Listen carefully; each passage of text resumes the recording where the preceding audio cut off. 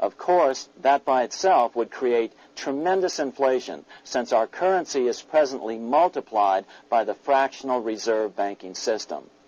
But here's the ingenious solution, advanced in part by Milton Friedman, to keep the money supply stable and avoid inflation and deflation while the debt is retired. As the Treasury buys up its bonds on the open market with U.S. notes, the reserve requirements of your hometown local bank will be proportionally raised, so the amount of money in circulation remains constant. As those holding bonds are paid off in U.S. notes, they will deposit this money, thus making available the currency then needed by the banks to increase their reserves. Once all the U.S. bonds are replaced with U.S. notes, banks will be at 100% reserve banking instead of the fractional reserve system currently in use.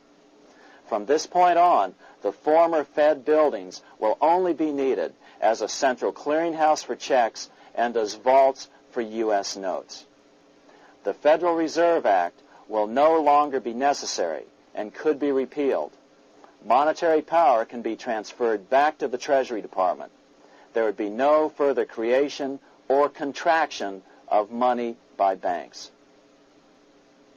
By doing it this way, our national debt can be paid off in a single year or so, and the Fed and fractional reserve banking abolished, without national bankruptcy, financial collapse, inflation or deflation, or any significant change in the way the average American goes about his business.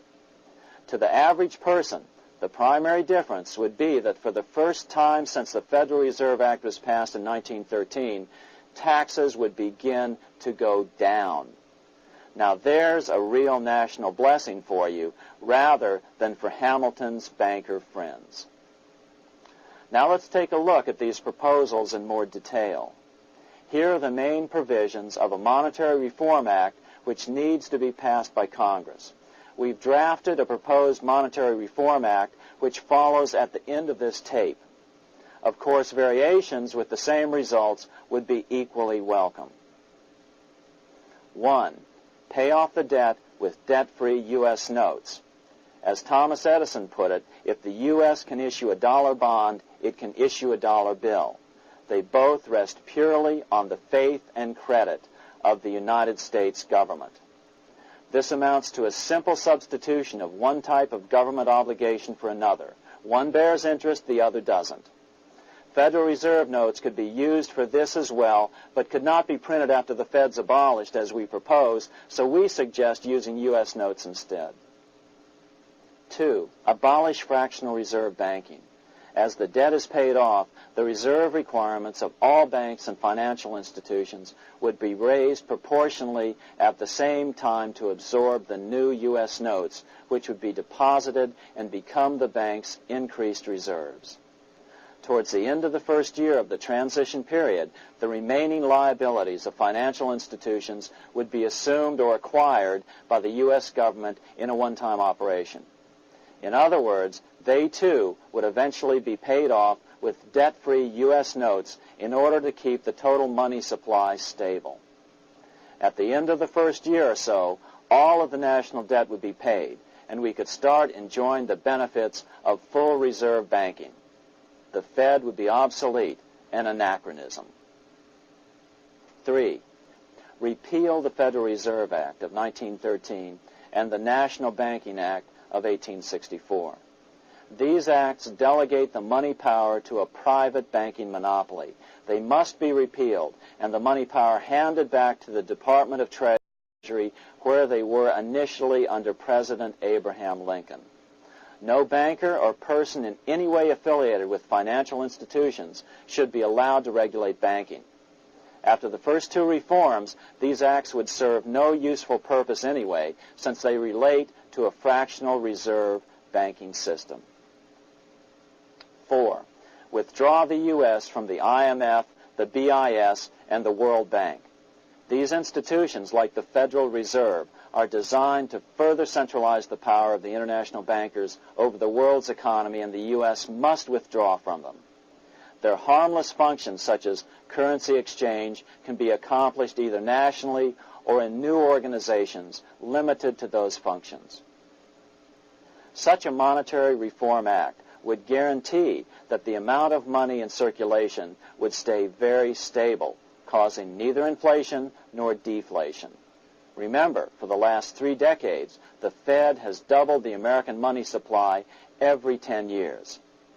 That fact and fractional reserve banking are the real causes of inflation and the reduction in our buying power, a hidden tax. These and other taxes are the real reasons both parents now have to work just to get by. The money supply should increase slowly to keep prices stable, roughly in proportion to population growth, about 3% per year, not at the whim of a group of bankers meeting in secret. In fact, all future decisions on how much money will be in the American economy must be made based on statistics of population growth and the price level index. The new monetary regulators and the Treasury Department, perhaps called the Monetary Committee, would have absolutely no discretion in this matter except in time of declared war. This would ensure a steady, stable money growth of roughly 3% per year, resulting in stable prices and no sharp changes in the money supply. To make certain the process is completely open and honest, all deliberations would be public, not secret, as meetings of the Fed's Board of Governors are today. How do we know this will work? Because these steps remove the 2 major causes of economic instability, the Fed and fractional reserve banking, and the newest one as well, the BIS, Bank of International Settlements. But most importantly, the danger of a severe depression would be eliminated. Let's listen to Milton Friedman on the single cause of severe economic depressions. I know of no severe depression in any country or any time that was not accompanied by a sharp decline in the stock of money, and equally of no sharp decline in the stock of money that was not accompanied by a severe depression. Issuing our own currency is not a radical solution. It's been advocated by Presidents Jefferson, Madison, Jackson, Van Buren, and Lincoln. But it's been used at different times throughout Europe as well. Perhaps the best example is one of the small islands off the coast of France in the English Channel. Called Guernsey, it's been using debt-free money issues to pay for large building projects for nearly 200 years. Here we are on Guernsey, and this is the Guernsey flower and vegetable market.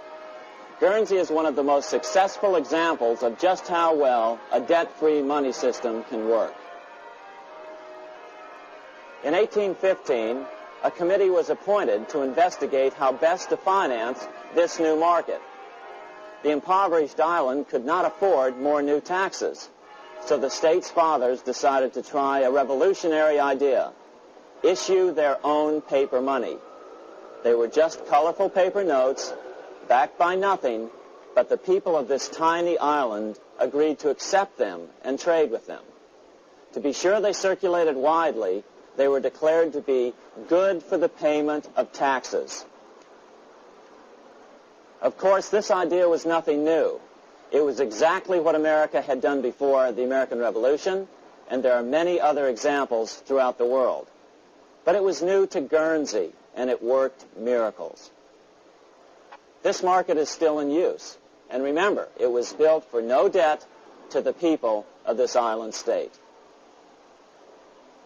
But what if we follow Guernsey's example? How would the bankers react to these reforms? Certainly the international bankers' cartel will oppose reforms that do away with their control of the world's economies as they have in the past. But it is equally certain that Congress has the constitutional authority and responsibility to authorize the issuance of debt-free money, U.S. notes, and to reform the very banking laws it ill-advisedly enacted.